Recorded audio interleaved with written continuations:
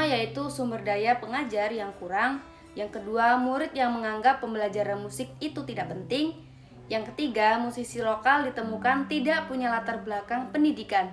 Yang keempat, kurang ekstrakurikuler musik. Dan yang kelima, kesulitan penyediaan layanan di sektor pendidikan. Materi selanjutnya akan disampaikan oleh Sarah Budi Handoyo. Isi dari buku ini merupakan penelitian kurangnya minat dan kurangnya pendidik dalam pembelajaran musik di Tiongkok, dikarenakan sumber daya pengajar yang kurang dan murid yang menganggap pembelajaran musik itu tidak penting. Sekitar 155 guru SD dan 144 guru SMP menyatakan untuk berhenti dari pekerjaannya karena kurangnya dukungan akademis dan pengembangan kurikulum yang kurang efektif sesuai dengan buku musik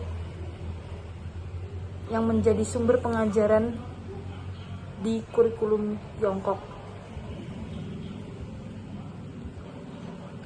Oleh karena itu, standar kurikulum musik di Tiongkok diperbaharui oleh Kementerian Pendidikan di Tiongkok dengan 3 tema. Yang pertama, kurikulum. Yang kedua, pengembangan kursus. Dan yang ketiga, kualitas pengajaran.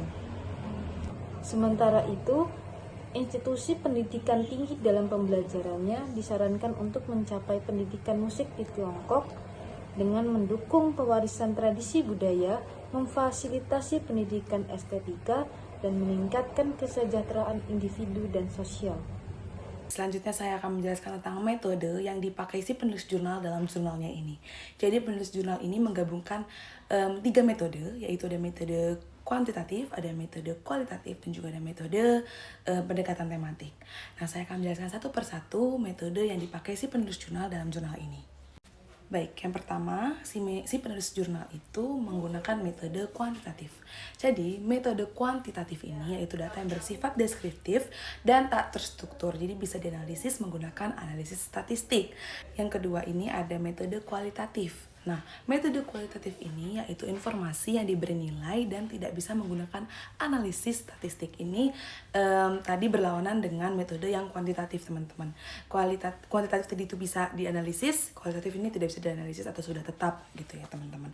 Dan selanjutnya ada metode pendekatan tematik. Metode pendekatan tematik ini adalah konsep yang digunakan dalam proses belajar mengajar yang melibatkan bidang studi untuk memberikan pengalaman bagi peserta. Baik, itu adalah penjelasan tentang metode yang dipakai si penulis jurnal dalam jurnal ini. Dan selanjutnya, si penulis jurnal juga pasti ada tujuan untuk membuat jurnal ini. Nah, apa sih tujuan si penulis jurnal membuat jurnal ini? Untuk tujuan yang pertama itu ada memperkuat validitas tinjauan literatur berbasis metadata menggunakan pendekatan tematik, membenarkan karakteristik yang ditangkap dari studi penelitian. Terus untuk yang kedua, yaitu menyelesaikan kendala metodologis dalam kajian tematik dan juga kritis. Baik, segitu saja ya saya ingin sampaikan tentang metode dan tujuan dari jurnal ini. Selanjutnya ada hasil jurnal yang akan dibahas oleh Ayu Fiska.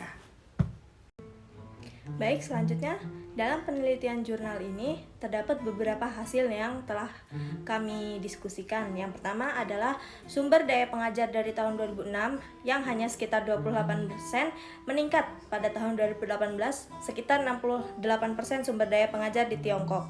Yang kedua adalah musik di pendidikan menengah atas diperluas menjadi 6 modul, yaitu apresiasi musik, musik instrumental, nyanyian, komposisi teater, dan tari. Yang ketiga, Statistik Nasional Pendidikan Dasar dan Menengah tahun 2018 melaporkan bahwa 90% sekolah memenuhi persyaratan dasar fasilitas kursus musik yang menunjukkan peningkatan signifikan dari sensus resmi sebelumnya tahun 2006. Bersamaan dengan peningkatan signifikan yang keempat, dalam jumlah guru musik dengan gelar sarjana naik dari 14% menjadi 64%. Baik, itu dia tadi hasil yang dapat saya sampaikan. Selanjutnya ada kesimpulan yang akan disampaikan oleh kawan saya, Maria Sekar. Banyaknya penelitian dalam bidang pendidikan musik di Tiongkok memberikan gambaran luas tentang berbagai aspek, mulai dari kurikulum hingga tantangan dalam pelaksanaannya. Namun, kendala bahasa dan kualitas penelitian tampaknya membatasi representasi studi pendidikan musik di Tiongkok dalam artikel bahasa Inggris. Masih ada tantangan yang perlu diatasi untuk memperkuat validitas dan kualitas penelitian di bidang ini. Terima kasih.